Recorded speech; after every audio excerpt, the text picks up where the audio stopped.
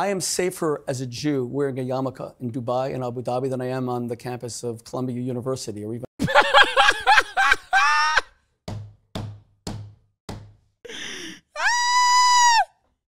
First of all, this is a two-parter. It's a two-parter because it's like, dude, why do you automatically assume that, like, as a Jewish person, like, you're definitely under threat in Dubai?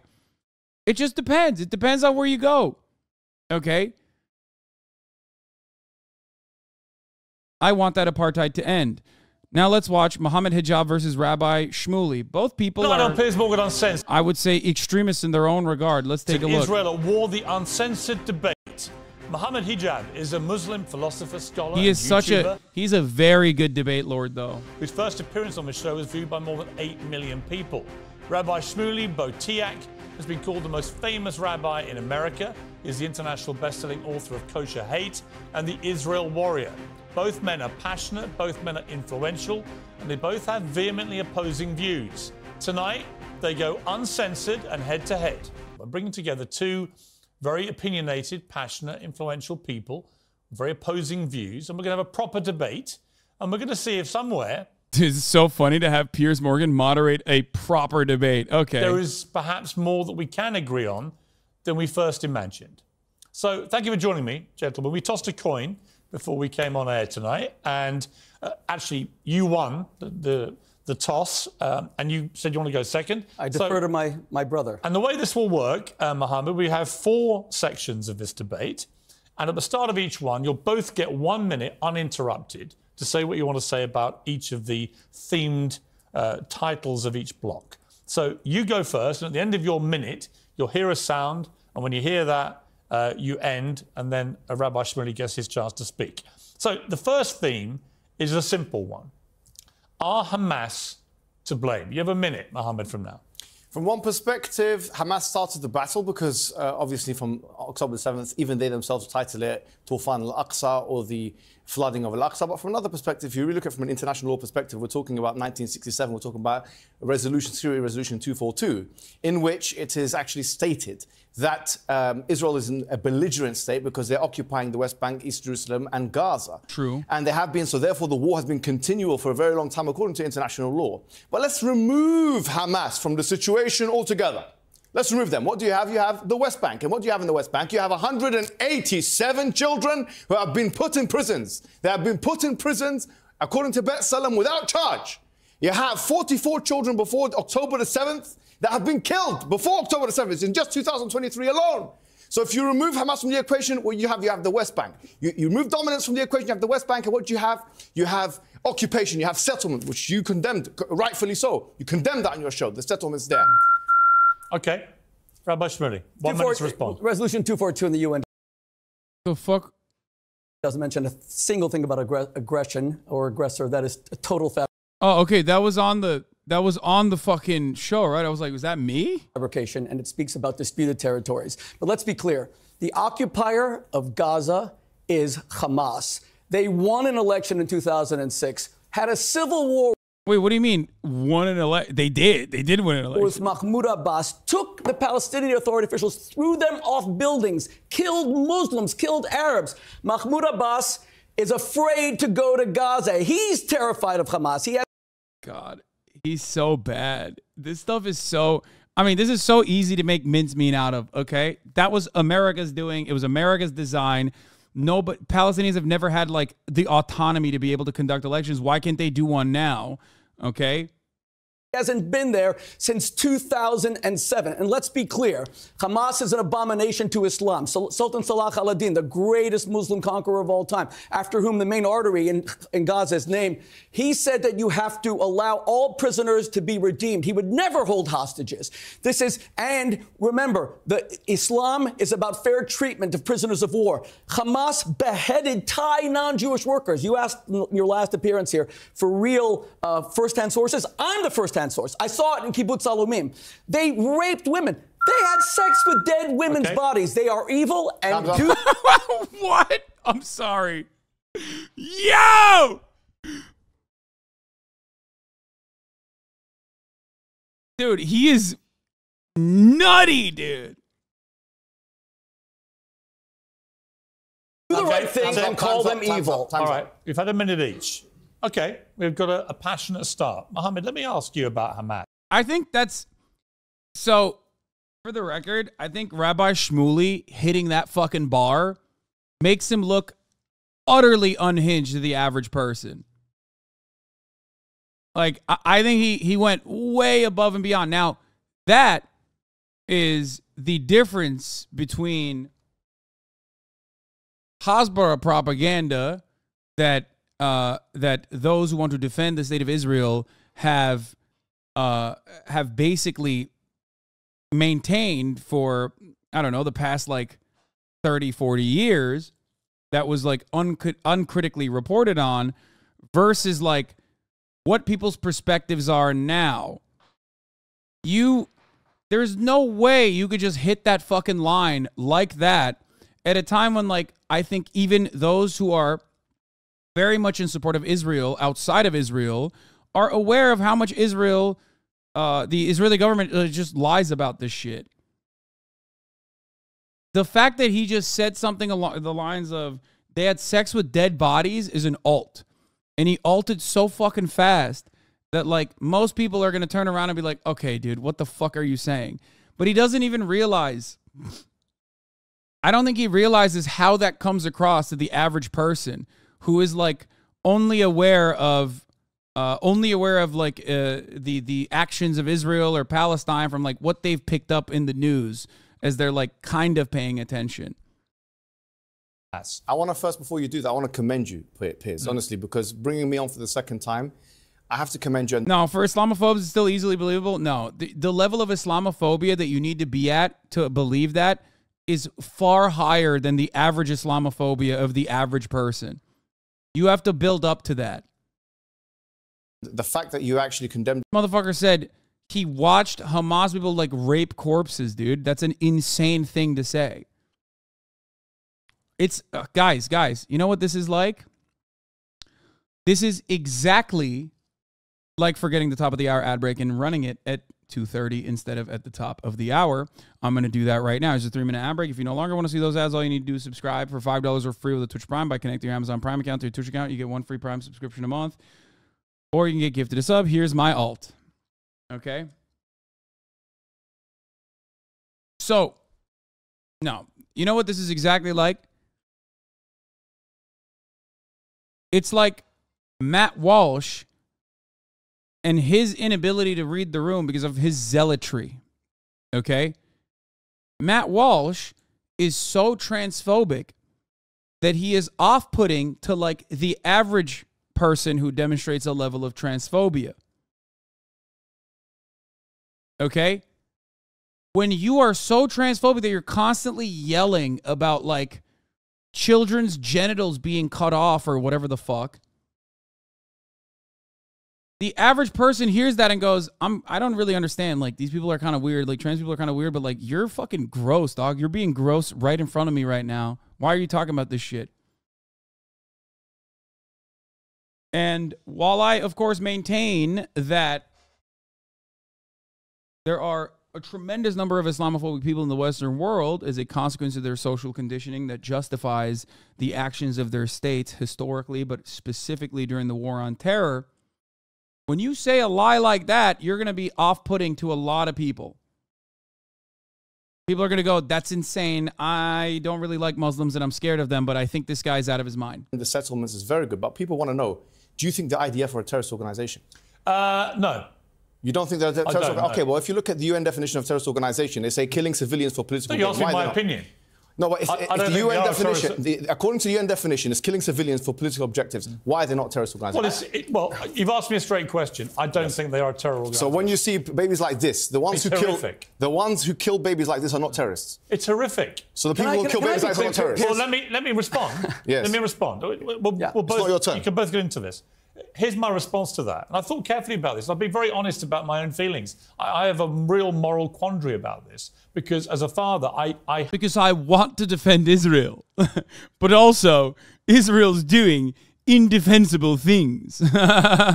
hate these scenes of kids being killed in Gaza. It's horrific, right? You're making it hard for me to defend Israel. I'm about to explain to you what I think my position is. My position is, after what happened on October the 7th, it was so barbaric, so disgusting. So you can kill children? Well, no, what you can do... That's exactly what terrorists say, by the way. Let me answer your question. This is not a debate. This is someone else becoming the host of the show and now interviewing you. I thought we're being interviewed. Mohammed, you and I are being interviewed. You're not here to interview him. You're going to have your chance. Mohammed, you can put it down. Don't make him lose control of his own show. You do this all the time. I'm not going to let it happen tonight. All right, Rabbi, let me answer. Please have respect for the... No. Stop interviewing the interviewer and be respectful. And be respectful. Dude, this man does not know what respect is, okay? If it smacked him in the fucking face, he wouldn't know it. Get the fuck out of here. Rabbi Shmuley is not that good of a debater. I mean, he's a very good media personality. Been around for a while. I mean, big-time Trump guy, right? But, like, him crying about decorum is pretty funny in this circumstance because, like, he literally, you saw how he opened up on Cenk. Tell me, sorry, is it a terrorist organization or not? No. Why not? I do not believe so. They kill civilians for political objectives. You have to let me answer. Go ahead. Okay. Here's my answer to that. When Hamas did what they did, two things. One, Hamas knew exactly what Israel's response would be. They knew they would come incredibly hard back. I don't absolve them. Wait a minute. I'm not absolving anybody. I'm not absolving them. Yeah, okay. I'm saying the West Bank is West Hamas. I know. West Hamas. You have to let me answer. You've got 44 children killed like this in the West Bank. This is ridiculous. Wait a minute, Rabbi Shmuley. Let me just answer you quickly. Go ahead. I believe Israel has a right to defend itself from after that terror attack. But can they kill children? Wait a minute. Can they? Wait a minute. Particularly after the Hamas spokesman only last week said that they want to do this again and again and again. That's an existential threat to Israel. Why don't they fight them man to man? Man to man. Fight them man to man. Why do you have to kill children? Wait a minute. Let me Why do you have to kill? Fight them man to man. No shot. Let me answer you, Mohammed. Why? Let me answer you. Of a ratio of 100 to 1, by the way. Let me answer you. 100 to 1 ratio. Let me answer you. Go ahead. Otherwise, it's pointless. Go ahead. So, I agree that Israel must defend itself. I agree. Why is Piers defending Shmuley's position? Because he's dick riding Israel, but it's like becoming harder and harder to maintain a position that could be seen as charitable while doing that at a time when, 11,000, 12,000 children are 11,000, 12,000 Palestinians are killed. It's too difficult. It's too difficult for Piers to maintain an ounce of credibility in the situation and not admit that this is ridiculous. They have to get rid of Hamas because Hamas is wedded to an ideology of existentially removing Israel. Is this acceptable? Wait a minute. I'm coming to your answer. Is this acceptable? I'm coming to your answer. Chat, you can't see it from that angle. This is not even. It's not. Hold on. They don't blur it in every angle. I don't think, but it's not. Okay, it's fine. Just shut the fuck up. Let's continue. Conversation. Wait a minute. Listen, I came all the way from the United States for this debate. Let me finish. And he will not let anyone else speak. And if that's how these shows work, no. You are rude. You are a bully. You just are trying to interrupt people. I'm going to have a chance to speak, or there's no point in doing this show. He did this last time, and you allowed him to, but I won't allow him to, because I will never be bullied by a bully. At the moment, let me be clear. Wait a minute. No one's allowing me to answer your question. Go ahead, sir. And it's this. I believe Israel has a right to defend itself. Okay. I agree that they need to get rid of Hamas, who are terror groups. In this way? Well, here's the quandary for me morally, right? Why is it a quandary, though? I'll tell you why. With Hamas, it's not a quandary, I'll but tell with you Israel, why. it's a quandary. Because in war, when you declare war, as Britain did with the Nazis... 100 to 1 ratio. No, 100 of course, to 1. There are combatant to non-combatant ratio. A far higher number of children in Gaza, proportionate to population, than almost anywhere in the world. Piers, so when they go after Hamas... Give me a chance. Very sadly... Mohammed, let me finish. Very sadly... You are the one who insisted on equal time. I never did, but you will not respect equal time. I will come to you literally in 30 seconds. He's going to ask you a question. In 30 seconds, I'll come to you. He's going to come to you afterwards. Let me finish, please. I am in charge here, Mohammed. So my final point on this is, unfortunately, in war, civilians 100 to 1 ratio. 100 to 1 ratio. Yes. 100 to 1 ratio. Yes, they get killed. No, not 100 to 1 ratio. It's an unacceptable ratio. Get killed. Piers, listen. Rabbi Shmuley, in you come. You know, Piers, can I say respectfully, and I mean this as no insult, I'm amazed that you're intimidated by this man. I feel, well, with all due respect, if I can speak, I wouldn't bring him back if I was intimidated. If I can speak. And he raises a very valid question, by the way. No, he does not, because I have before he Rabbi did the debate, Shmuley is he losing went Piers. on X on Twitter and said, I'm only doing it if there's equal time. And then he is violating that. I never asked for equal time. I just want to be heard. But he won't even let me be heard. Let me explain something to you. You said in a video the other day, and you can look me in the eye, you said that Jews are now trembling. Mohammed, I am not. No, don't interrupt me. I am not trembling. It's all on my Instagram page. Now, you see this yarmulke? It means that I represent something. I'm an ambassador. You're an ambassador of Islam. You are talking about a religion that started the world's first universities, educated women. Fatima started the first university in the 9th century in Fez, Morocco. Irrelevant. Now we have a man who says that he's a representative of Islam. He's meant to be speaking to you. He goes to Speaker's Corner. He speaks about whether 5-year-old girls are old enough for sex. He says that gay men are dying of AIDS as a punishment from God. And I'm sorry to have to say this. Yeah, by the way, this is Rabbi Shmuley's move, it seems. Is just like, don't address the talking points, immediately fucking engage in character assassination. And I don't know anything about Mohammed Hijab and his background, but I suspect, knowing what I know about Cenk and what he said about Cenk, he's just probably lying. To the listeners, that blood is gushing from their backsides. They're better off. You know what it is? Because you are desecrating a great religion. Now let me tell you why. Let me tell you why it appeals. Why it's here? Because he will defend. I will. He will defend Hamas's butchery, savagery. He doesn't care that Hamas is an abomination to Islam because Islam. But he hasn't done that. The children in Gaza are dying because Hamas uses them as bulletproof vests. The United States and France and England said yesterday that the Al-Shifa hospital is a military base. It has a tiny veneer. It has a tiny veneer of emergency rooms.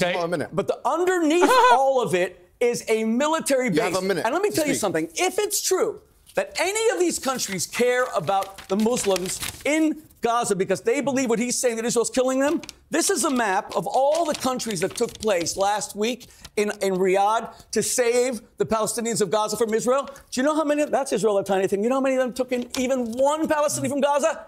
Zero, nothing. Look at that map. Because they want to. The Arabs want to see. The Arabs want to see Hamas. Don't intimidate me. Don't bully me. Don't intimidate me. I'm not afraid of you. I've got to be able to ask questions. It's a debate. Let's come back. Let me ask you one specific question which he raised, which I don't think actually is your belief. I don't think you have defended what Hamas did on October the 7th. Yeah, I haven't. I think you share our... Are they evil? Unless I'm wrong. Are they evil? Are they evil? Are they evil? Are they evil? Rabbi Shmuley, Hamas you're now doing what you accused him of doing. Stop speaking. Let me ask you, what is your view of Hamas post-October 7th?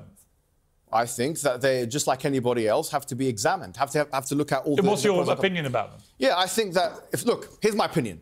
Let me be straightforward about this, right?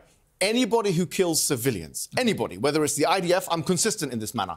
If it's proven beyond reasonable doubt that these people have killed civilians in both of our faith traditions, in Islam and Judaism, in the Quran it's mentioned, in the Prophet, he said it himself, you cannot kill a woman, you cannot kill a child, I condemn them. I condemn them. That's what I do. Straight away, whether he's Muslim, whether he's not Muslim, whether he's Christian or anybody else. I've already said that. So I'm not being inconsistent here. My question is, if that is exactly the barometer that we're using, if that's the moral reasoning that we're using, then we have to say, look, if you have a 100-to-1 ratio, and that's what it is, a 100-to-1 ratio. And do you know how I got this figure? I got this figure from the IDF themselves because they have reported to but let me ask you this. Does Hamas deserve to stay in power after what they did? I don't think we should have Hamas in power. What I think we should... No, let me tell you...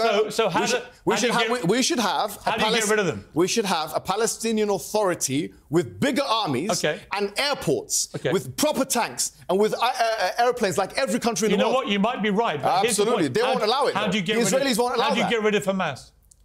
What you don't do, I can tell you for a fact, is try and kill 30,000 of them with a 100-to-1 ratio. Because if you do that, then you're committing genocide. Because you'd have to kill 3 million Palestinians. Rabbi Shmuley? Do you even know the definition of genocide? I haven't said genocide. What's it? You just said it. I said if you... What is the definition of genocide? What's the definition? I said if you do it. You always claim to be an academic. You're always touting your Oxford credentials. What is the definition of genocide? You said conditional. Genocide is where... Genocide is where... You'll be genocidal. Genocide is where you target an ethnicity for extinction. Ethnicity, side, murder. Yes, if you Yeah. Okay. Ethnic displacement is also a part of this, though. Like, what do you mean? Like, ain't nobody out here around these parts is going to be like, the Armenian genocide wasn't a genocide. Or Manifest Destiny wasn't a genocide. It was. Forcible replacement,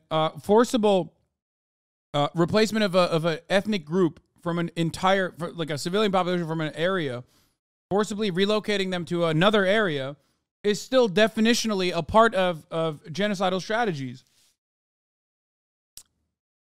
Also, the definition of genocide isn't like, oh, you hit the certain number and now it's officially a genocide. Ding, ding, ding. No, that's actually a post hoc definition that you add. And the reason for why we have that definition is so that we don't do it ever again, which is why it's perfectly permissible to consider something like this, especially when Israel has demonstrated intent, to be a forcible ethnic cleansing and ethnic displacement campaign. They've said as much time and time again. Okay? It's not a genocide once it's like fully implemented. You do it. If you kill 3 million Palestinians, are you genocidal or not? If you kill 3 million Palestinians, are you genocidal or not? Don't speak over each other. There are 1.8 million Muslim Arabs who live in total peace in Israel as equal citizens. In fact, Israel practiced reverse discrimination against the Jews because the Jews are conscripted to fight Hamas. So, if Israel... Wait, what? So are the... Oh my God, he said Israel's actually racist to the Jewish, he said. Excuse me. No, you will not interrupt me. If Israel, you will not interrupt me. You will not interrupt me. You will not interrupt me. You will not bully me. You will not interrupt me. I am not afraid of you. Stop saying the Jews tremble. Now, let me be clear. Let me be clear. We're getting nowhere if you shout over each other. Well, then you need to control your guests with all due respect. Okay? He said he said equal time, and there's no equal time. Now, there's no equal time. If Israel was interested in a genocide of the Palestinians, why do they have 1.8 million equal Arab Muslim citizens who are in the Israeli Supreme Court, They're not equal. who are 1/3 of the medical profession? Do you know that an Arab judge put the president of Israel in jail for accused rape? That was Moshe Katsav. That's how little Israel is an apartheid state, genocidal state. This man sitting next to me, Mohammed Hijab, will not distinguish between self-defense when Hamas comes to Notice the soft liberal, the soft Zionism of the squishy liberal earlier in the chat. No one will say Rabbi Shmuley is a liberal, nor is he a soft Zionist. And yet, for some reason, they're both engaging in the same exact strategy. As a matter of fact, he's doing a better job than the chatter did originally. Brutalize and murder your people versus when an army like Britain, like France, stops retaliate to simply protect their citizens. You don't believe the Jews should have a right to defend themselves? Say it outright then. Then say it. The Jews have a right to defend themselves. They do. Yes, they do. So that's why we have to go. Everybody has a right to defend themselves. That's why we have to go into Gaza to stop Hamas. Yes, they can go into Gaza and stop Hamas. But no, they can't go in. But don't. No, hey, hold on. Let me tell you my position. Let me tell you my. So they can go in. Thank God. He asked me a question. Can I answer it? Yes, they can go into even fight. Even Abu Ubaidah, the general of Hamas, he said, "Nahnu fi intidharikum" in Arabic. We are waiting for you. That's what he's been saying. Hold on. You've asked me a question. Go ahead. They do have a right. What I've been advocating all along is face-to-face confrontation. What I'm against, hold on, excuse me. What I'm against is a 100-to-1 ratio, because if you have 100... We're going to come to this in block two. All right. Okay, fine. Hamas is hiding under hospitals. Okay. What face-to-face confrontation? Hamas is shooting children who are going south. I'm okay with face-to-face confrontation. I like it. Block two is exactly... It's the honourable way. Block two is exactly this question. Go ahead, let's go. My only observation, Rabbi Shmuley, so far, you're being more personal and ad hominem than he is. With all due respect, I think that's extremely unfair. Because you are. every time I say anything... No, it's not, you fucking bitch! You stupid fucking donkey! What do you mean? You've brought forward zero evidence so far. You said, why won't the remaining Arab nation states that are like American client states allowing us to continue with our ethnic displacement campaign? That was the one factoid that you brought to the table. The other was to deny that the apartheid even exists by lying and claiming that the Palestinian citizens of Israel, the one the 23% of the fucking population. You don't need to call him a donkey. Dumbass will do. Yes, wait, what? Why? I call everybody a donkey. You keep answering for also, there's him. no racialization of the term donkey. It's a safe one. Actually, ask him questions because he won't answer. If Mohammed Hijab wants to be a representative and ambassador of Islam, then he has to take responsibility for his position. I don't want to be any of that. He actually said that Islam believes in death. You're not going to beat us because we want to die. We're prepared to lose thousands of people. Is Islam really a religion of death? You are a poor ambassador of your faith. Hey. You believe in martyrdom. Of course. Do you want to be a martyr? Yeah, absolutely. You want to die fighting the Jews? I didn't say Jews. Who said Jews? Okay, do you know want to be a martyr where? What does it Whoa.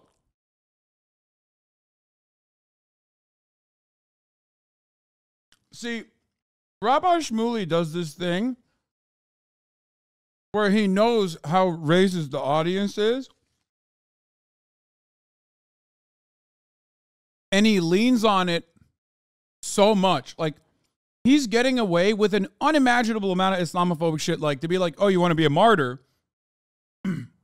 Being a martyr doesn't mean that you're fucking blowing yourself with a suicide vest or whatever.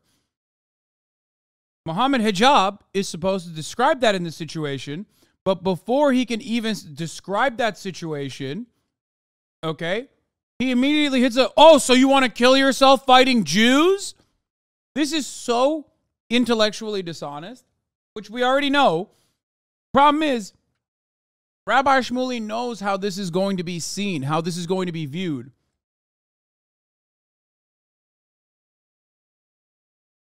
It's really fucked up. Yes.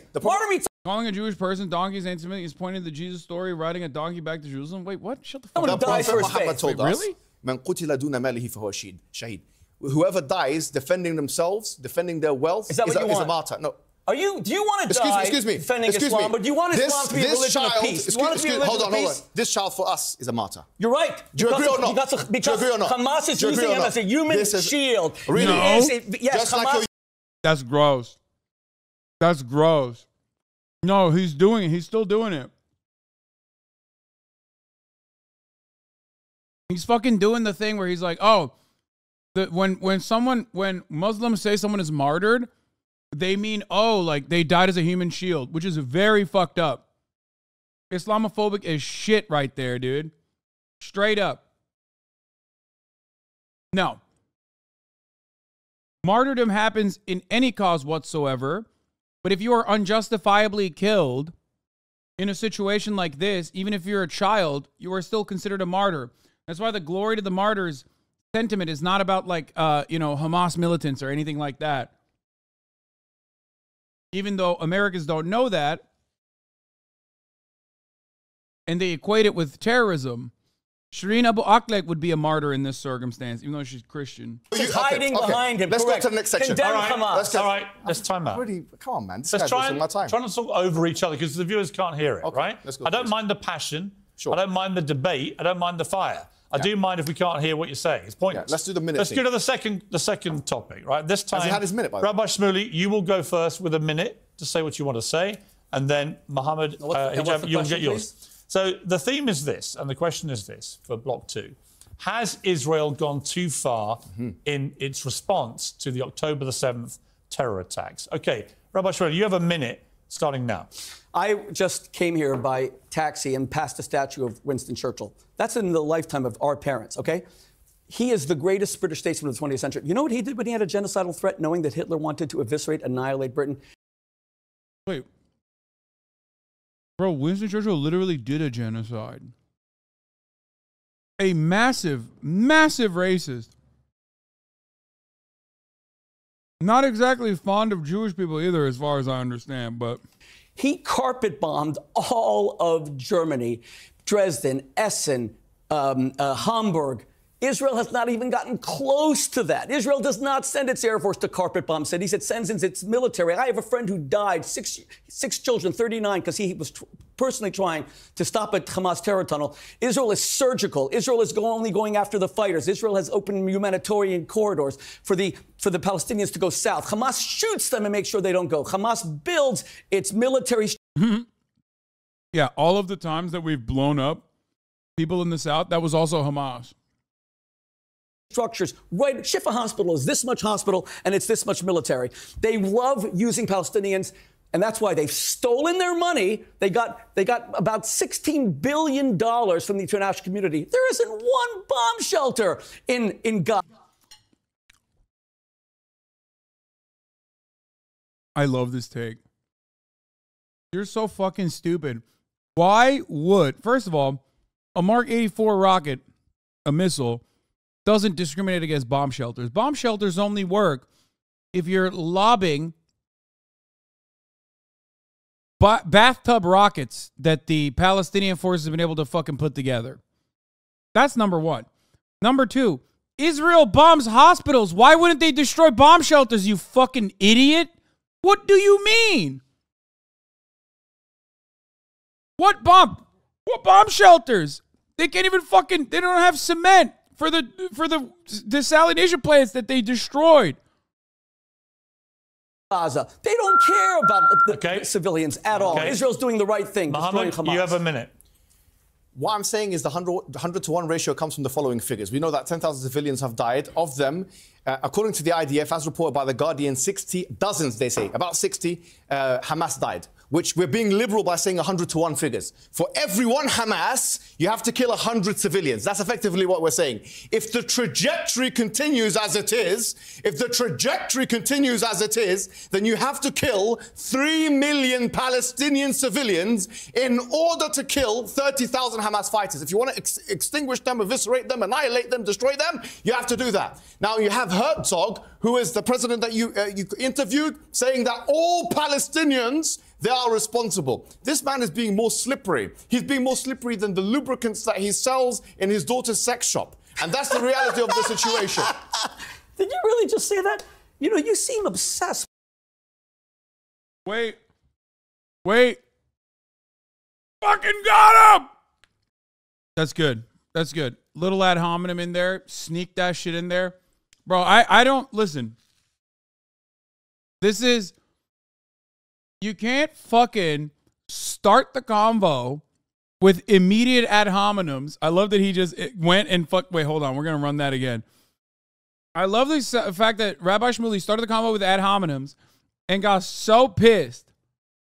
So fucking pissed when he got hit with it. Okay, where, look. Slippery. He's being more slippery than the lubricants that he sells in his daughter's sex shop. And that's the reality of the situation. Did you really just say that? Dying with Israeli rockets.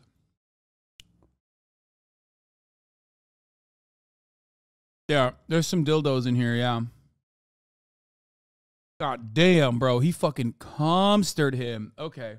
Get it back to the topic. You speak about 5-year-old girls being ready. He said, your daughter's selling dildos. Come on, listen. Let's go back to the issue. Let's go back to the issue. Let me ask a question. Why are you shaking? I've got a vibrator in your pocket. Come on, it's a serious debate. I think he's got one of his daughter's vibrators in his Come on, pocket. leave it, please. You are just humiliating yourself. We're going to cut this. Oh, fuck, dude. That was, okay.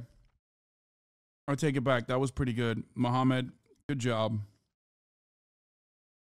Back to the issue. We'll cut all this stuff out. So there's no point. Why? Leave it. People should see what he represents. There's no point abusing each other personally. Okay, Piers. I want to stick to the debate. Let's get to the debate. You don't want to do it? Well, end the debate. Let's get to the debate. Right, let me ask Mohammed a question. Right, I don't disagree with you. Let me ask you a question, Mohammed. Would you use the kosher lubricant that Rabbi Shmuley's daughter sells at her sex shop?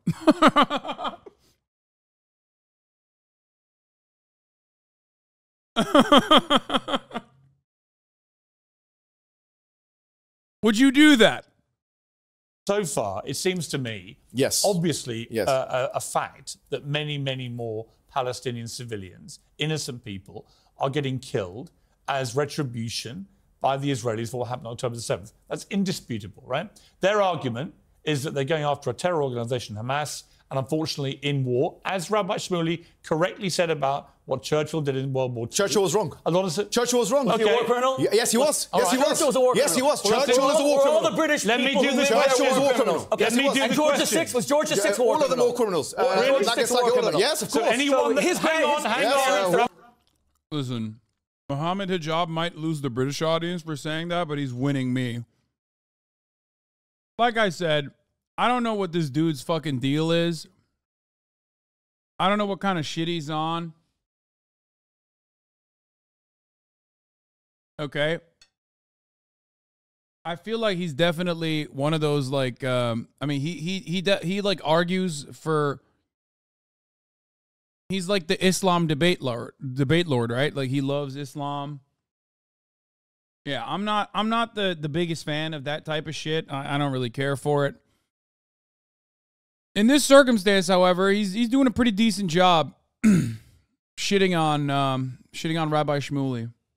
War criminal. Let me ask. So let me get this straight. You think collective punishment? You think Winston Churchill was a war criminal in standing up to the Nazis by killing the who babies, killed 12 million people? I believe he was a war criminal. By doing what he did was a war criminal. By killing in Dresden and Hamburg, by indiscriminate killing, collective punishment. My morality says that's impossible. Okay, that means the British people who that's supported him and voted him in. They were also. Morality says that's impossible. Just a second. That's why I believe. But the British people. Yeah. You believe he was a war criminal? Yes. So therefore, your belief is that no retaliatory action. No, you can retaliate to the man, not to the babies. Tell me a war in history where civilians haven't been killed. No, I'm not saying civilians haven't been killed. It's just about this ratio. Or it's about the ratio. It's about the ratio. What is the ratio? What's the ratio? 100 to 1 is unacceptable. Actually, morally, 100 to 1 is unacceptable. Actually, morally, you accept. Okay, 101 is an hang on, Rabbi. Okay, the real counter to this is simply that we brought about Geneva Conventions specifically because of the actions that not only the Axis took, but the Allied forces also took in World War II. And according to at least legal scholars now, looking back at the bombing of Dresden and many other parts of Germany and the firebombing campaign in Japan as well, even though Americans are a little less interested in making assessments about their justifiable war crimes at the time, it is one of the only instances, like what you're describing is one of the only instances where like the otherwise completely justified military action was not necessarily morally permissible. Okay? There are 1,000 different things that you can point to during World War II that are completely appropriate. No one will argue against it. Okay? No one. So why is it that you try to grab onto the one instance that is still in contest, like it's still contested? Especially after we created new rules of conduct. Another good counter is, why are we basing our morality in the 21st century on the barbarism of the past? That's kind of what I'm saying. But at the end of the day, it's literally about the ratio. How beneficial is it for the war effort versus how many civilians will die? No, I mean, the Dahiyya doctrine is impermissible. It's not allowed. It's not like legally appropriate. It's a violation of international law. And same for America's actions in many other places as well. The difference is this. If Dresden was conducted as an on-the-ground military operation, people would consider it a genocide. But because it was done with aerial bombardment, it's not considered that. That's the only thing. Aerial bombardment makes it, in our minds at least, more morally permissible. If you had boots on the ground military forces driving through fucking streets and personally shooting every civilian, it would not be considered appropriate at all. Okay? The same goes for the atom bomb.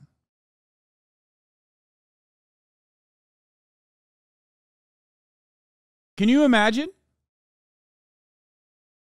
if American forces went in to Hiroshima and Nagasaki and killed hundreds of thousands of people and shot them dead or lit them on fire? No, absolutely zero people would think about that as anything but the most horrific actions, the most unacceptable actions. But because it's a firebombing campaign conducted with an air force or a atomic bomb, you don't think about it in the same way. That's it. basically how the U.S./West differentiates Nanjing from Dresden. Nanking.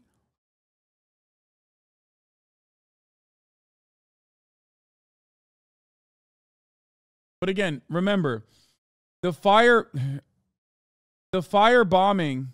of Tokyo, firebombing of Japan was also unacceptable. So let me give you a ratio. Yeah. How many people did the Nazis kill? I don't know. You don't know. We know they killed 6 million. They killed 12 million people. I don't know. We don't know. Including 6 million Jews. Sure. Right? Sure. So 12 million how many died in Dresden? How many civilians died in Germany? Do you know? I don't know exactly. Right. So you don't actually know what you're talking about. I do know what I'm talking about because You I know in called Dresden and Hamburg. 3 million. You said it's about. Right? Unless I'm wrong. Yeah, go ahead. Unless I'm wrong, Yeah, go you ahead. said it's to do with the Ratios. The ratios. Yes. But you don't know the ratios. When I know for a fact. You call Winston Churchill What are the numbers? Dresden and Hamburg. What are the numbers? Wait a Dresden minute, and Rabbi Shmuley. When you Dresden- call Winston Churchill a criminal, Yeah, I believe you're a war basing criminal. it on ratios you don't even. Bro, total number of civilian casualties in Germany, World War II. Oh, I was wrong. The German government reported that they lost 4.3 million dead. Civilian deaths during the war include air raid deaths. Estimated German civilian kills by Allied strategic bombing have ranged from 350,000 to 500,000. To be fair, still a better fucking ratio. Once again, the topic is not on the Palestinians. I know, it's really stupid. Also, if you want to talk about Churchill being a war criminal, then talk about the Bengal famine. There's no reason to talk about anything other than that. I mean, he is a genocidal freak.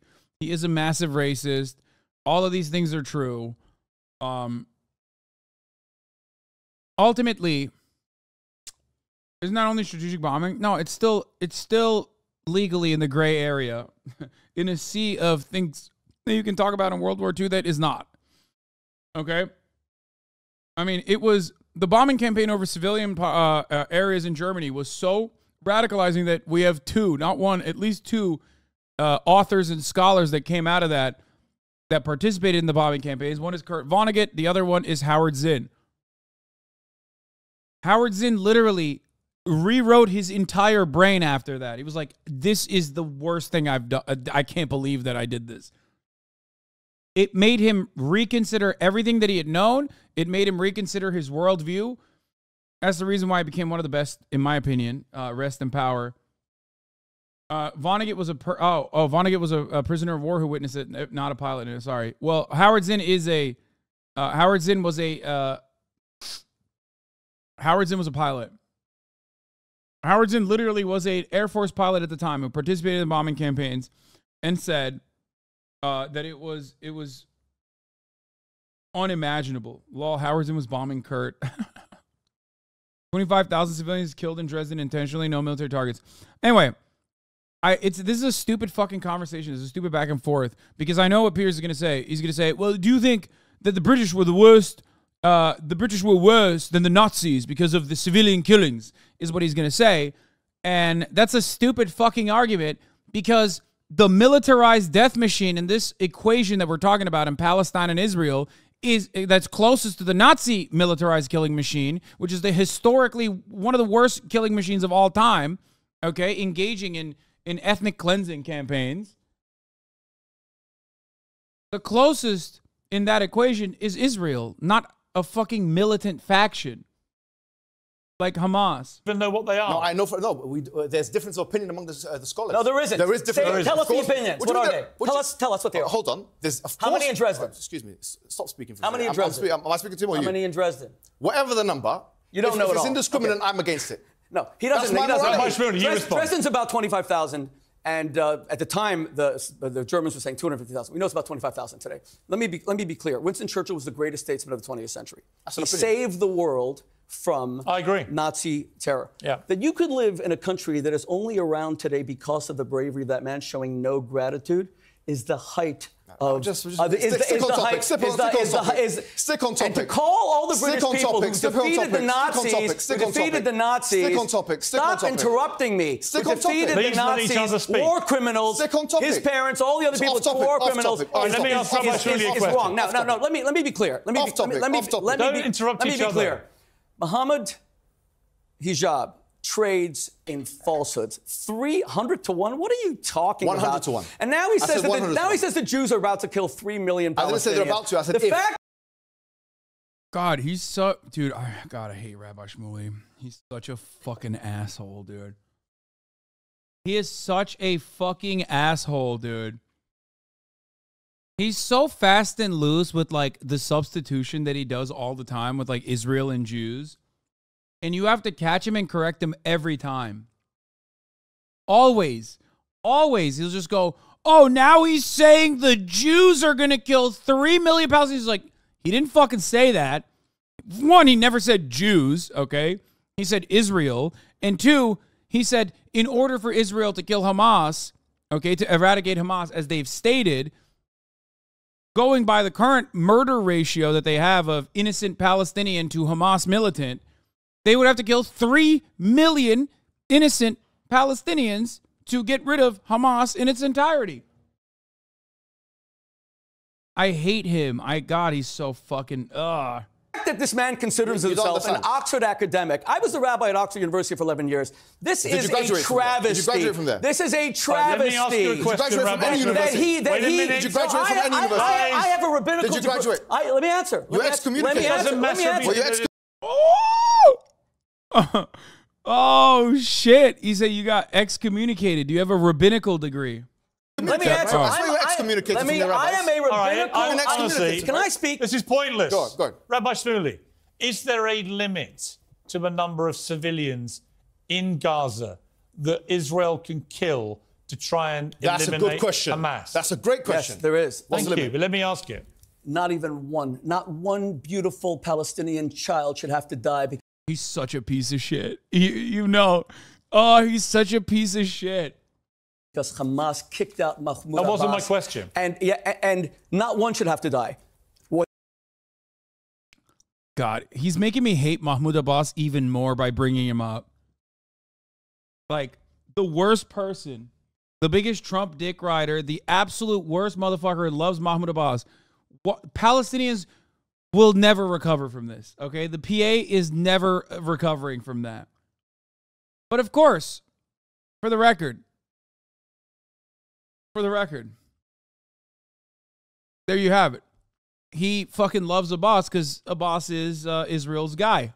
What the answer to your question is that Hamas, if they surrender unconditionally, then which they're not going to do. Okay, fine. But is there a limit? Let them allow all the civilians. Is there a limit? Israel said that all the civilians can leave. All the civilians should go south. They begged them, and that's something that militaries never do. Churchill did not tell the people in Dresden, "Come on," and. You came with all your notes. We get the point. I'm not here. We get the point, Mohammed. I get the point. This is all proof that he can't debate me. So he has to use these images. Debate me. We didn't ask you to come on with all your exhibits. Rabbi Shmuley, let me ask you a question. A member of the cabinet in Israel was actually quoted as saying that nuclear weapons were an option that Israel could use. No one's ever confirmed Israel has nuclear weapons. It's long been suspected. That seemed pretty clear confirmation. Why are you against nuclear weapons? Hang on. If you're not against Dresden, why are you against nuclear weapons? Let me ask the question. No, but why are you against it? I've done this before, this job. Let me do it. Go on. Okay? So when that guy says that, if you're living as an innocent civilian in Gaza, what the hell are you thinking? That an Israeli government member threatens the use of a nuclear weapon, which would obliterate pretty much all of Gaza and everyone in it. Absolutely. Thank you for the question. If that were true, why hasn't Israel used nuclear weapons against Nasser when he invaded? It's true. Well, hold on. It's true this guy threatened it. And the answer is no. I know the guy, and I spoke to him about it. His name is Amichai Eliyahu. Israel has never carpet bombed any Arab. Hang on, Mohammed. Ever. Now, my favorite is literally going, Israel has a really powerful military, and they're not using their nukes, so obviously they're good. He's like, oh, Israel doesn't have nukes because if they did, then they would use it. But also, the fact that they're not using their nukes, also, I will use as an opportunity to demonstrate how much restraint they have. Love that. It's the classic, dude. Every fucking fascist has the exact same arguments, always. My enemy is both weak and strong. We are, we're both small bean and constantly under attack, but also the most powerful and also incredibly restrained in our reaction. It could be so much worse. Yeah, no, it's literally the same as fucking Russia. It's the same as Russia. It's the same as Russia. Russia has nukes. Why didn't they nuke Ukraine? The abusive husband is such a good guy. He could kill his wife at any point, but he chooses mercy and only beats her every week. Yeah. Now, that's a question by a...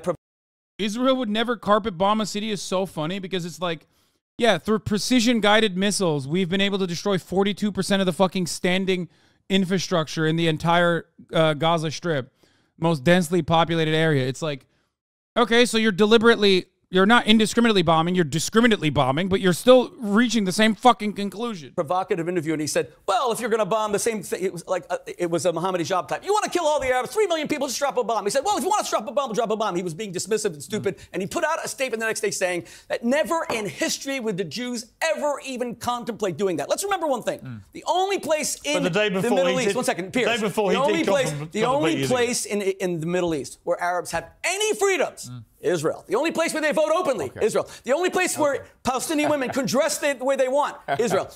And let's be clear, when Mohammed Hijab gets up and says that we Palestinians want to be a religion of death, you know, I just got a haircut coming here by an Arab barber here in London, and he said to me, I hope you defeat this guy because he doesn't represent us. We want to live. We want to have good lives. We want to be religious. We want to eat halal. But we don't want to die for martyrdom. You are not a Muslim. You're an Islamist. You're an Islamist. Let me ask Mohammed a question. Let me ask Mohammed a question.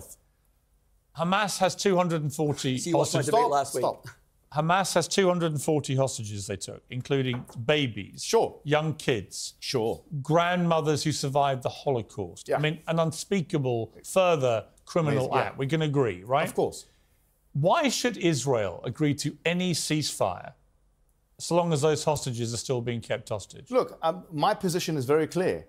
They should fight man to man on the ground. On the ground. Well, they are. That fighting. That's exactly what they're doing. That fighting, no one can. This is Mohammed, that's exactly what they're doing. I know. Man to man, they took hostages. Excuse me. They took babies as hostages. He's asked me the question. They took infants as hostages. Let him answer the question. You're getting excited here. I know it's your sexuals are implying you're the sex rabbi. Now you're back to my sex Leave it. You're getting overexcited. Get your head out of my bedroom, Mohammed. Nukes are a no-go in the modern era. What Israel understands, you could drop the nuke equivalent of conventional bombs over a month and get away with it. Exactly. There is no shot Israel gets to nuke Gaza. One, because nuclear fallout would literally harm Israel as well. Now, of course, Israel doesn't really care about Jewish citizens or protecting them as much as they care about killing as many Palestinians. So you could literally say, like, they could still drop it. But the real thing that stops Israel from dropping a nuke is that they have to rely on Western support. Okay? Obviously, the fallout and the effects on the land would be awful, and those are the primary considerations. But the major consideration here is that they can't fucking do that. Because if America goes, what the fuck are you doing? We're pulling support. They're done. They're done. It's over. It is Jover. It has never been more Jover. BDS would absolutely stop Israel dead in its fucking tracks for this very same reason. And that's precisely the reason why it's illegal in 36 states. Because of the American-Israeli lobby. Those motherfuckers saw BDS shred the South African apartheid regime. And they were like, oh, fuck. One of our allies got eviscerated. We have to make sure this doesn't happen to us. Beneath you. He's getting excited with me. Let me ask the questions. Honestly. You guys answer them. Mohammed, answer my question. Why, if you're Israel, would you ever agree to a ceasefire if those hostages aren't released? I'm telling you what my position is. My position is man-to-man combat. Which is what they're doing now. No, that part of it is understandable. Do you understand? That's what they're doing. No problem. But what I think is not understandable, what is not acceptable, because you said, what's a proportionate response? That's the question you keep asking everybody. My answer to you is a proportionate response is one where in which the ratios are not 100 to 1. That's on the, your invention. Excuse me, please. Where does that come from? I'll What's tell the you what. source? Okay, Tell me the source. Tell me the source. IDF. The Can I go IDF. time? Yeah, sure. Tell me when did they say it? They said, I know all the IDF spokespersons. No, you don't. I know Jonathan Daniel Conricus. Daniel Hagari said what? When? Okay, so let me say, no. Kaya's getting one of her favorite treats again. Excuse me. When did he say we're killing Palestinians 100 to 1? 10 days ago, and it's mentioned on a website. I'll tell you the truth is, they don't. He never said this is pure fabrication. Let me finish. You asked me a source. Which website? You asked me a source. Which website? You asked me a source. Al Jazeera? No. Is it Al Jazeera? You've asked me a question, right? Okay. Are you scared to hear the response? Go ahead. Okay, the response is as follows. The Guardian has reported that the IDF have said that in terms of the numbers of Hamas that have been killed, I'm answering this question. I know. The Hamas that have been killed, they say, quote unquote, dozens. Now listen. Hamas or civilians? You said civilians. No, wait a minute. You said civilians. Wait a minute. I'm telling you where I got the 100 to 1 ratio. Mohammed. 100 to 1 ratio comes from the numbers have invented it. 10,000 civilians, the numbers 60. It's actually more than 100 to 1. As soon as you call him out on anything, he has no sources. He has no one can hear what he's sources. saying. Okay. Let me respond to him. This is a blood libel, Piers. The Jews have a right to respond to a blood libel. I'm about to question him. It's a blood libel. Here's the reality. I read that report. That was about at least 2 weeks ago, right? 10 days, yeah. The numbers have changed a lot. Yes, they have. Israel now believe they've killed a lot more Hamas. They don't know exactly how many, because actually, how do you tell on the ground By the way, Piers, to the Hamas fighter and a member of the general population? Do you know, according to the IDF, and we've done a study on the names that they put on X, they had 1,280 names that they put on X, and according to Haaretz, they put, Haaretz is, as you know, is a left-wing newspaper in Israel. They also put the names of those who have been killed. Guess what? According to them, 340 military have been killed, which means Hamas's ratio of combatant to non-combatant is 3 to 1. All right. Imagine Hamas is doing... Yo, he's right. Dude, lesser evil. Hamas is the lesser evil. I'm a lesser evil voter, guys. I'm a lesser evil voter. Thank you for accurately calling the American-Israeli lobby and not the Jewish-American lobby. It's so funny. It's so funny that these guys are like pro-Israel, but so anti-Semitic at the same time. Like, they're pro-Israel because, you know, Israel's killing Muslims, and that's fucking awesome, right? But they're so anti-Semitic that they're like, can't stop doing Nazi propaganda in the midst of like defending Israel.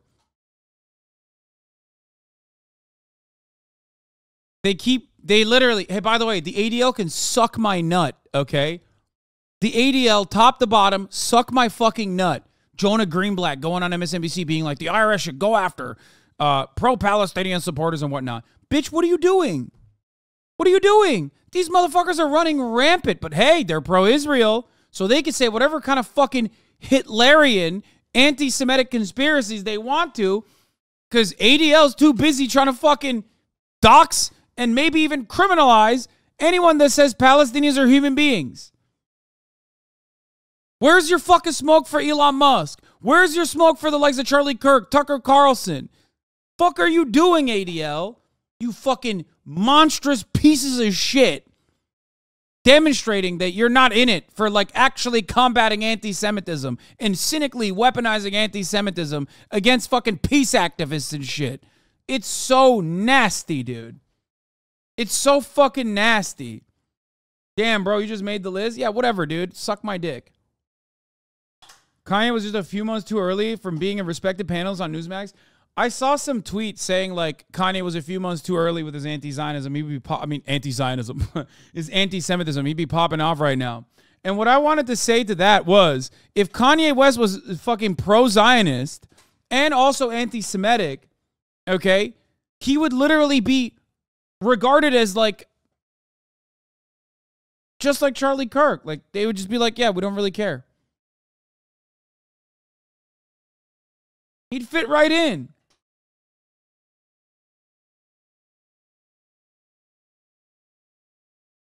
So many of these motherfuckers who are like, I love. So many motherfuckers who are like, I love Israel. Israel can do whatever it wants. Israel has a right to defend itself. Then turn around and say some of the most insane bullshit about Jewish people. literally Hitlerian propaganda, which we will get to in a little bit. That's why I was going to talk about Elon Musk and his anti-Semitic takes. Doing a better job in protecting civilians than Israel. 3-1 versus I would say that Hamas, by what they did on October the 7th, 100-1 versus 3-1. Wait a minute. Wait a minute. Ordered by doing what they did, they ordered de facto the disintegration of northern Gaza that we're seeing. Of course. And all the civilians and the suffering. deaths Have you seen the deaths of thousands of civilians. Let him finish. They knew what was going to happen. I agree with that. So that's why they should go. In 2005, Israel unilaterally withdrew from Gaza and allowed, Hamas won an election in 2006. They could have built Singapore. You know what they did? They took larger foreign aid per capita than all of Europe received from the Marshall Plan. And look what France and Britain, look how beautiful London is. They took that money and they bought bullets and bombs. They did not. Dude, this is so funny. No, the reason why all of that aid amounts to nothing is quite literally because you keep bombing. And not even him. I'm talking you as in, like, obviously Israel. He's speaking on behalf of Israel. He loves dick riding Israel, let's be real. But it's just fucking ridiculous. Like, what do you mean, dude? Oh, man, this aid surely doesn't work because we keep blowing it up.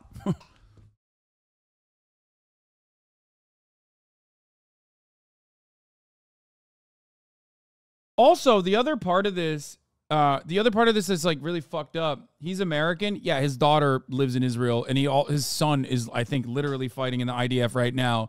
He is Israel's biggest dick rider. Don't fucking act like he's not. Don't do that bullshit where it's like, oh yeah, he's not speaking on behalf of Israel right now. He's just speaking as an American rabbi. Anyway, it's fucking nuts. Because, like, everything he says about, like, Gaza is still, I think he actually lives in the UK. Wait, he does? I thought he lived in America. He's like a massive Trump guy. Anyway, the point I was trying to make is the reason why Gaza hasn't been able to fucking do anything with, like, all of the aid is because Israel benefits from that aid. All that aid still goes through Israel. You have to go and buy shit in Israel to bring it into Gaza. What you can bring into Gaza is also very limited. And then on top of that, Israel blows up all the shit that they build anyway. Life is severely restricted inside of Gaza. Not build hospitals, not schools. They stole it from the Palestinian people. Ismail Haniyeh is worth $4 billion. I don't care about Khalid Mashal is worth $4 billion. Why are you talking about him? Call him an evil criminal. You're afraid to. He says he won't. You see, he will never condemn Hamas because he has condemned. No, Hamas. Go ahead. I've heard him do it. Excuse me. No. He condemned Hamas's attack. He's never condemned Hamas. Well, let me ask you: do you condemn Hamas? On what basis? Here we go. See, hold on. Play his game. Do you accept now? Let me ask you a question. Every answer is on what basis? On what this? What's your source? Even if you ask me, if you do condemn the IDF, I'll say specify your context. In what exact context do you defend Hamas as a terrorist organization that just went and killed 1,200 people, burned them alive, beheaded them, and took 250 hostages? Do you condemn them or not? Do you condemn them or not? Get your head into the debate, and do you condemn them or not? See, this is a debating tactic. It's 2-on-1 now. Let him answer. Let him answer. It's 2-on-1. It's become 2-on-1. Stop the victimhood. Now it's 2-on-1. Stop the victimhood. You love portraying yourself as a strong man. Now you're a victim. It's 2-on-1. You probably could take 2-on-1. So answer it. Answer the question. Is Hamas a terror organization you condemn? Yes, is that something you and your is daughter Hamas said? A terror organization Probably could take 2-on-1. That you? It's a reasonable question because you asked me, is the IDF a terror? Okay, beautiful. I'll answer your question directly.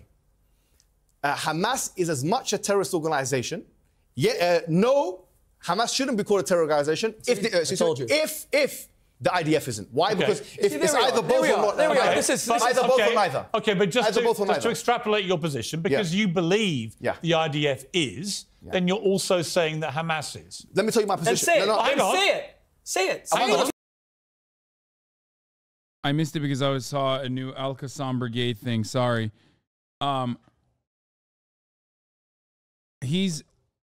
say specify your context. In what exact context? Do you defend Hamas as a terrorist organization that just went and killed 1,200 people, burned them alive, beheaded them, and took 250 hostages? Do you condemn them or not? Do you condemn them or not? Get your head into the debate, and do you condemn them or not? See, this is a debating tactic. It's 2-on-1 now. Let him answer. Let him answer. It's 2-on-1.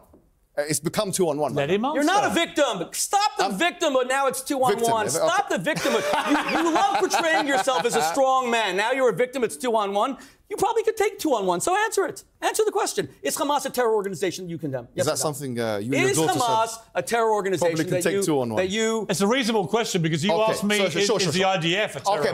Okay, I didn't hear what he said because I didn't hear that. He just kind of dropped that. Beautiful. I'll answer your question directly. Mohammed Hijab is an amazing debater. Not this topic though. I mean, dude, listen, dude. I would not be able to debate Rabbi Shmuley. 100%. He's very good at like destroying your composure. He's such a shitty person. I would lose my mind. I would probably try and fight him. Like, there's no way. When I saw the Jank debate, it made me angry. It made me so fucking angry I couldn't watch the rest of it.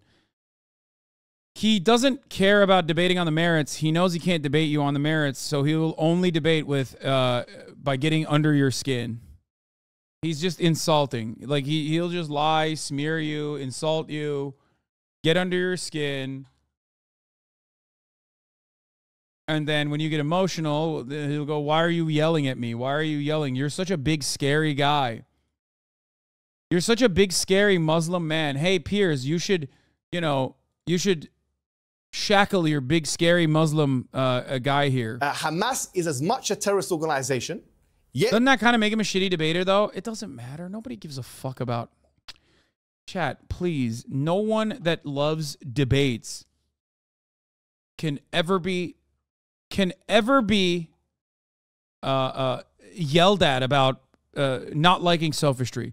People that love debates love stupid, pedantic, nonsensical tautologies. They love all the back and forth. They love the drama. This is not a debate. This is like debate pervertry. Debate pervertry demands this kind of back and forth. This is great. No, Hamas shouldn't be called a terror organization if the IDF isn't. Why? Okay. Because if it's either both or not. There we are. This is either both or neither. Okay, but just to extrapolate your position, because you believe the IDF is, then you're also saying that Hamas is. Let me tell you my position. Say it. Say it. Am I going to speak? Rabbi Shmuley, let me get the answer. The unholy Shmuley won't let me speak. Right, I'm asking you a question. My answer is the first run you did the whole time. Maybe we could be friends. Let me ask it again. Given you've already stated you believe the IDF is a terror organization. Yeah. Am I to assume that you believe... Legally or morally? Well, hang on. Go on. Am I to assume that you believe Hamas is now? No, this is my position. But you have to give me 10 seconds at least to answer, right? Legally, I think you shouldn't call Hamas a terrorist organization if you're not calling IDF a terrorist organization. That's my position. But you do both. Call them terror organizations. Hold on. Let him answer. Hold on, let me finish. Because as we said, the UN definition of what a terrorist organization is to kill civilians in order to achieve a political objective. However, on a moral and theological, philosophical level, I agree with Rosalind Higgins, who was the justice of the International Criminal Court, right? The Court of Justice, ICJ, a British justice. By the way, she was a Holocaust survivor as well. She was Jewish. Yeah. And her position is that she believes that the word terrorism or terrorist is actually useless. And she says that it's... I'm putting to her... Can you answer my question? He's going on for 10 minutes just to evade the question. Let me finish. So I'm answering your question. So I'm saying that as a moral construct, I think it's a neo-colonial social construct used by people in order to label some people as terrorists and other people as well. So as a moral category, I don't designate it as a moral category. As a legal category. Do you believe, you personally, Mohammed, do you believe that the IDF and Hamas... That's why I separate between like actions and like the civil governance of like the reason why terrorism is such a powerful statement is because that way you can literally cast aside the Gazan Health Ministry by being like, Hamas is terrorists. Well, the Gazan Health Ministry, they're terrorists. They're backed by terrorists. Like, ridiculous. That's a ridiculous statement. America is a terrorist state. If someone were to come up to me and say, I don't believe in the fucking vaccines because, like, the CDC and the FDA are pushing these vaccines, I'd be like, you're a fucking stupid person.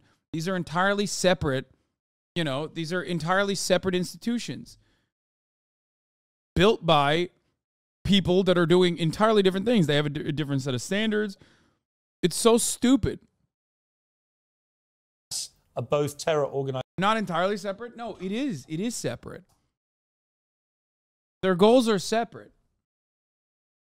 I think yes. If you say yes to IDF, you should say yes to Hamas. No, if you say no to IDF, I'm asking you what you Hamas believe. is a terrorist organization. What you believe. If you say yes to IDF, you can say yes to Hamas. No, I'm asking you what you believe. Yes, I believe legally, according to the definition. If you say yes to Hamas, you can say yes to the IDF. Piers, we could go on for the next. We are going to the next. Dude, ask him to condemn the IDF, man. Condemn the IDF. He keeps talking about how sad he is that people are dying.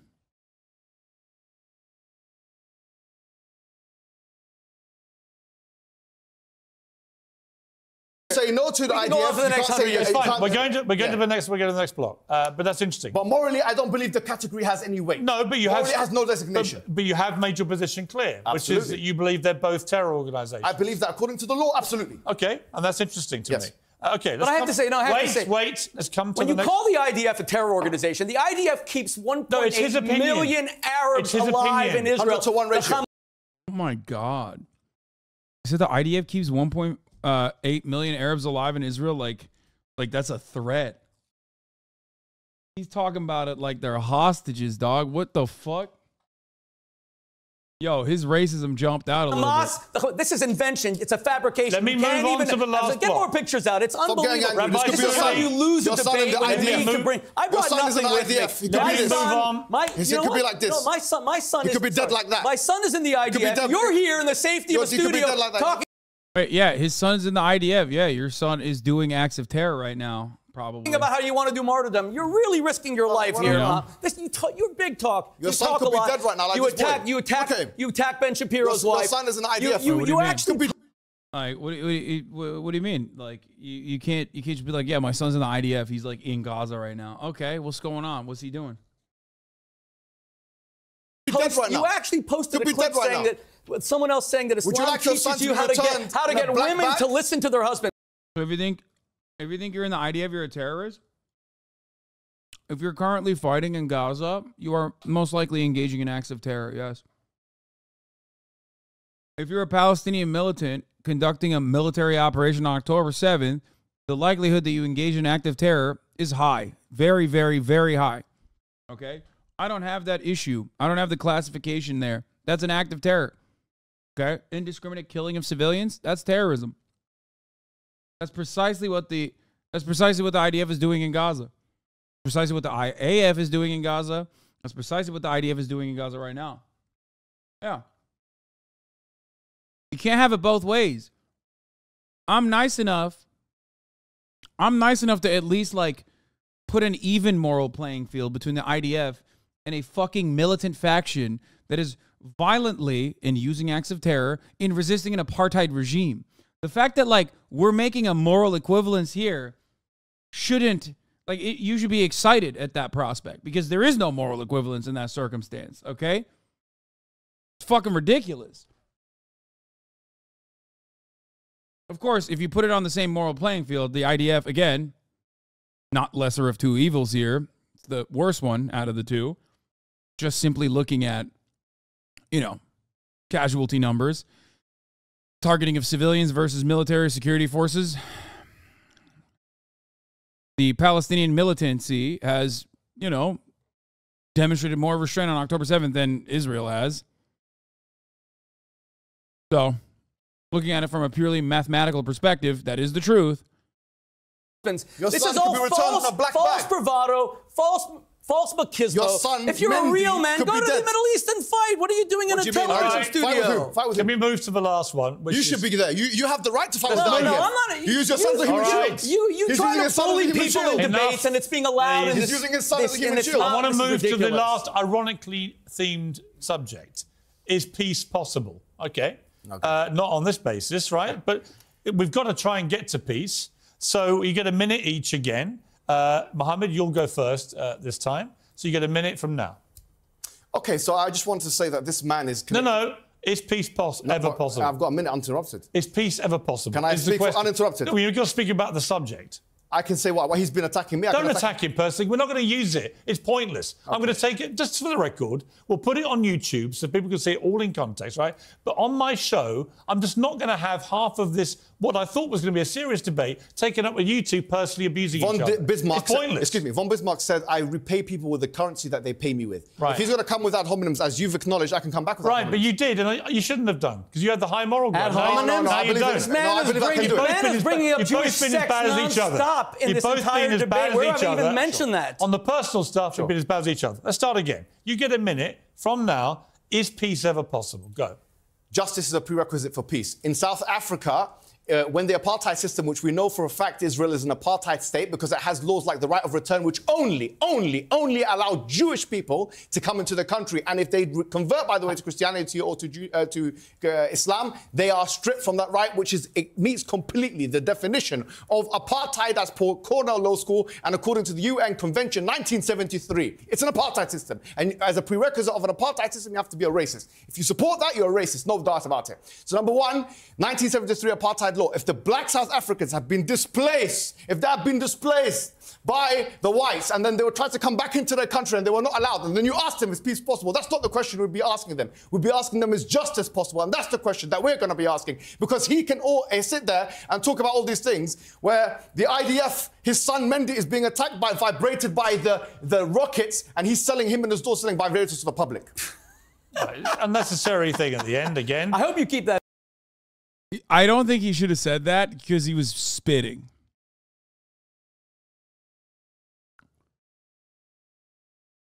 Like, because he was spitting pretty fucking hard. Like, you don't need to dilute your message at that point. Rabbi Shmuley, okay. 1 minute on is peace ever possible? But it's fine. I mean, he still spit. I revere countries like the United Arab Emirates, Dubai, Abu Dhabi, where I've spoken several times. I am safer as a Jew wearing a yarmulke in Dubai and Abu Dhabi than I am on the campus of Columbia University or even...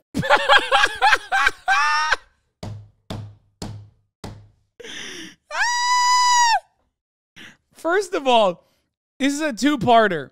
It's a two-parter because it's like, dude, why do you automatically assume that, like, as a Jewish person, like, you're definitely under threat in Dubai? It just depends. It depends on where you go. Okay? Depends on where you go. It depends on who you encounter.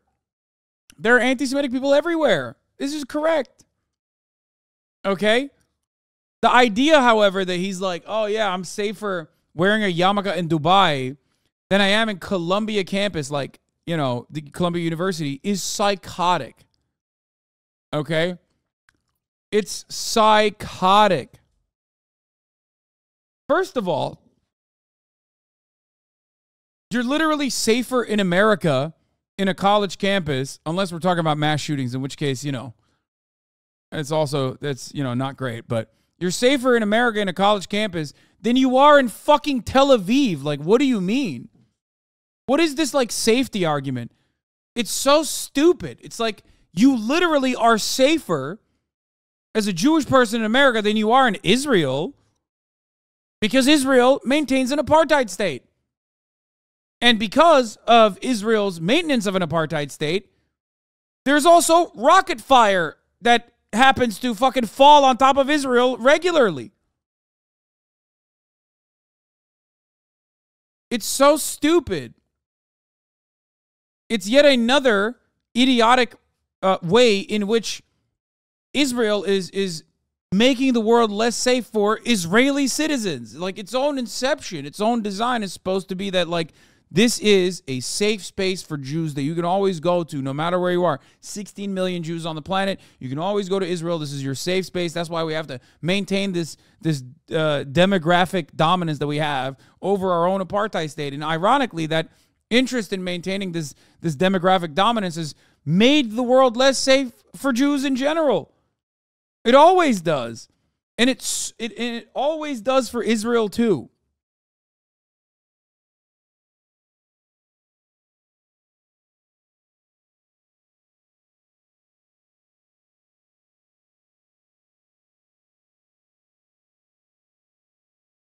To wear a headscarf is a sign of solidarity. You mean a keffiyeh? Yes, of course.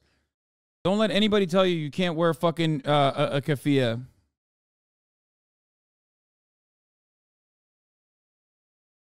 That's like that personally is like nice, dude.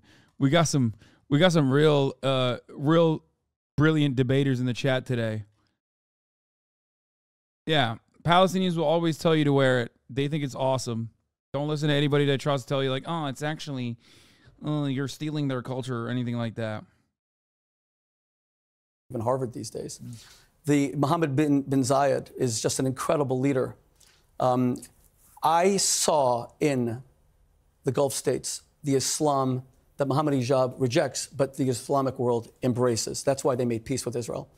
It's a technologically advanced, tolerant, forward-looking, very traditional, very religious Islam, and that's why they've made peace with Israel, and peace will continue to be made. All of these countries are praying for Israel to destroy Hamas, because Mohammed Hijab is an outlier. He's an extremist, and his views, as he represents them at Speaker's Corner of things about women being subject. Okay, but let me just be clear. All of the Arab countries want Hamas destroyed. And the proof is, when they had their conference in Riyadh last week, they did not even once call to bring in any evacuees. It scares the shit out of me every time, bro. Okay.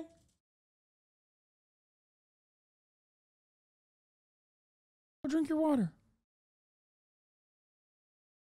Because they want Israel to establish a more democratic regime in Gaza, which... What was that? It's the top of the hour ad break alert. Wee woo, wee woo. Telling you that if you no longer want to see those ads, all you need to do is subscribe for $5 or free with Twitch Prime by connecting your Amazon Prime account to your Twitch account, where you get one free Prime subscription a month. Oh, yeah, baby. Here's the 3-minute ad break now.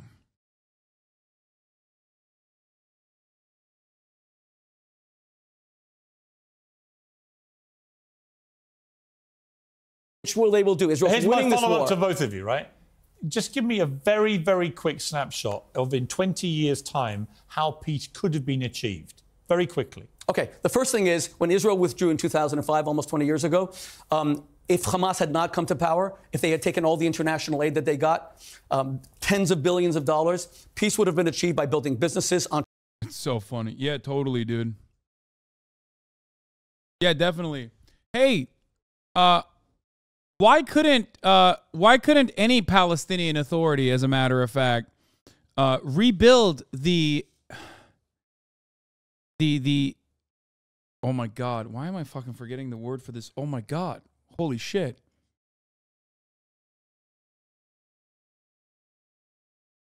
My brain is the airport. Thank you. The word I was looking for is airport. Oh my God. In 2001, Israel blew up the airport in Gaza.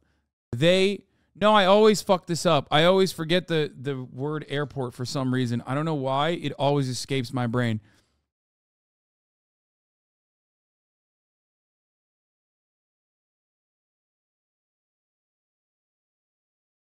I'm vaxxed. That's what it is. Anyway.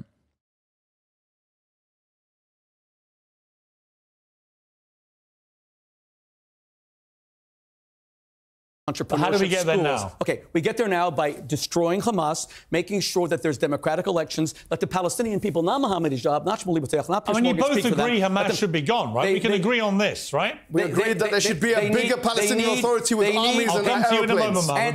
We do have agreement. And the way we have peace, they should have tanks. In the history of the world, no two democratic and rockets powers have ever gone to war. That's why, since the end of the Second World War, there's been no war here in Europe. We need to see a democratic Gaza. Hamas won an election in 2006. There's a war in Europe now, by the way. Correct, because it's against a tyranny. I said no two democracies ever gone to war. Putin is not a democracy. He's a tyrant. In the history of the world, no two democracies ever fought a war. We have a democracy in Gaza. So what does peace look like in 20 years? Peace looks like the Arabs voting for their rulers. I guess he's not wrong. Israel is not a democracy.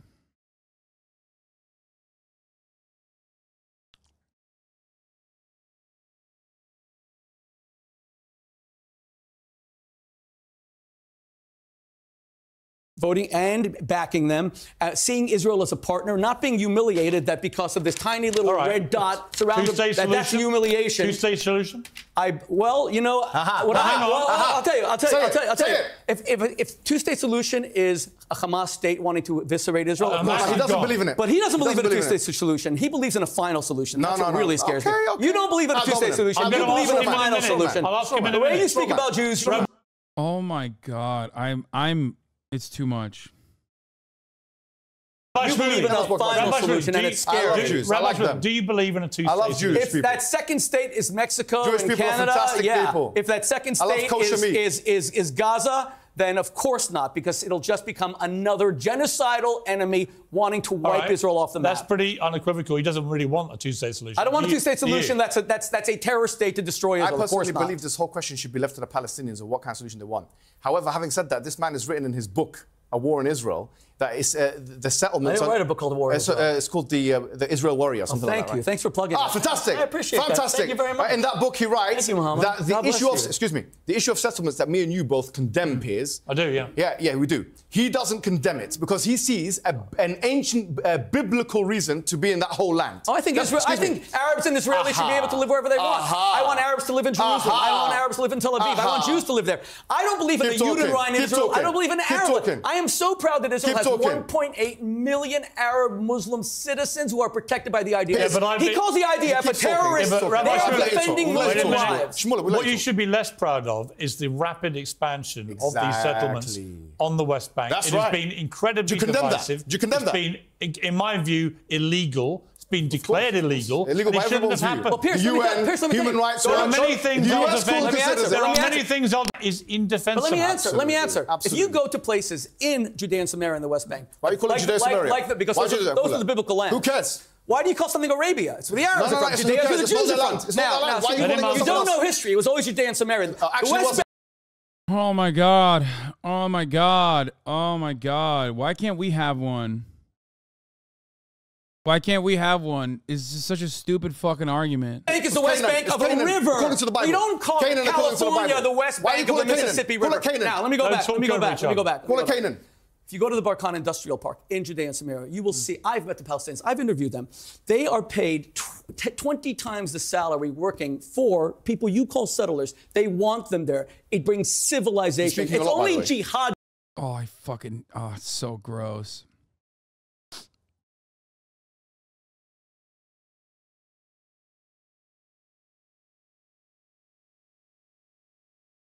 They're bringing civilization. Dude, yeah, it's the same barbarism that you see from colonial powers. It's just like the colonialist defense.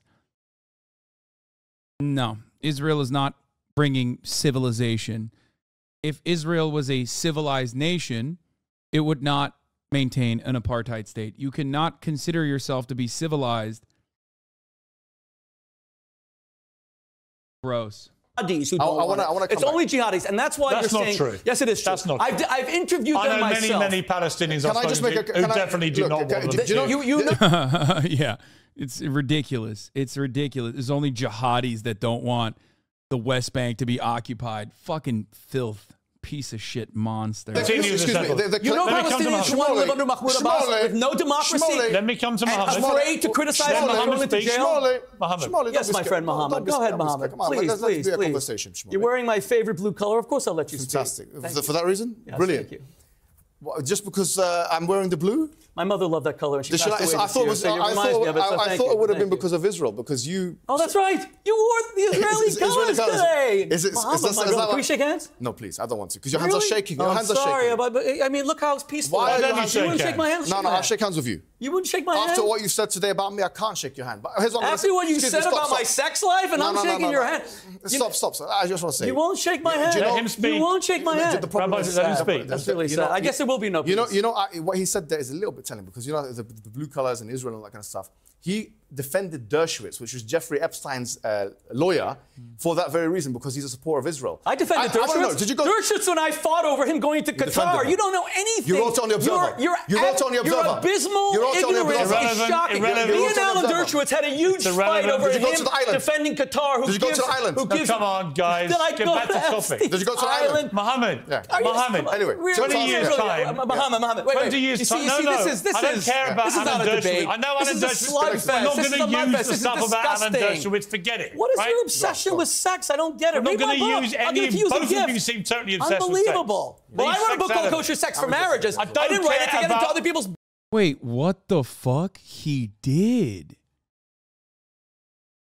Bro. No, he literally wrote an article, bro. I didn't know this.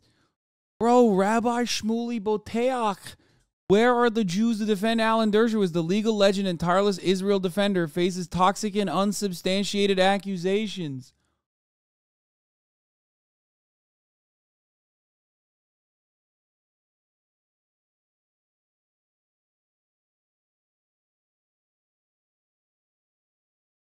Ain't no fucking way, dude.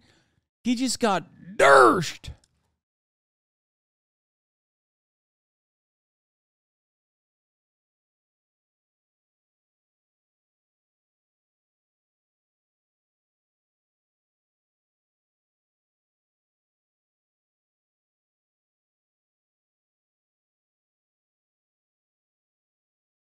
That's crazy. Alan Dershowitz is among the finest debaters I've ever encountered, both live and in print. Some of the arguments he has advanced on Israel's behalf are legend. Some of the arguments literally are like why sometimes killing people inside of a hospital is necessary. That's the argument that he was launching last night, Alan Dershowitz was. Responding to the Palestinian argument that humiliation at the hands of Israel is the reason they've resorted to terror, Mr. Dershowitz said that even if that were true, which it's not, no one people in history have ever suffered more than the Jews of the Holocaust. There's simply no excuse for the murderer, and one retains the power to choose another. Blah, blah, blah, blah. Okay. Now come to the scurriest and downright weird accusation that Mr. Dershowitz and Prince Andrew engaged in underage sex with a woman tied to a once jailed financier. That's a very weird way to say a victim that was sex trafficked by Jeffrey Epstein.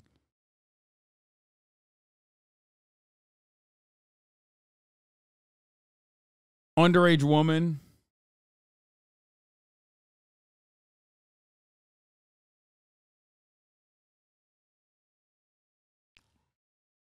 So he tried to be like, oh, I fought Alan Dershowitz over him going to Qatar, which he did.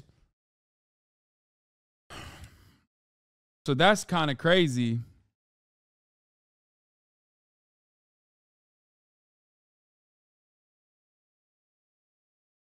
There's no way any of us can know if it's true, but I believe Mr. Dershowitz, and not just because he denies it. Rather, it would seem that if any of this happened, the woman in question would seek criminal charges against Mr. Dershowitz or at least civil damages. Wait, what? She has? Rather, she has implicated him in a civil suit against someone else. We are all mindful of the women who are victims of sexual crimes. What the fuck? Bedrooms. I don't care about either of your sex. Mohammed Hijab said, did you go to Jeffrey Epstein Island?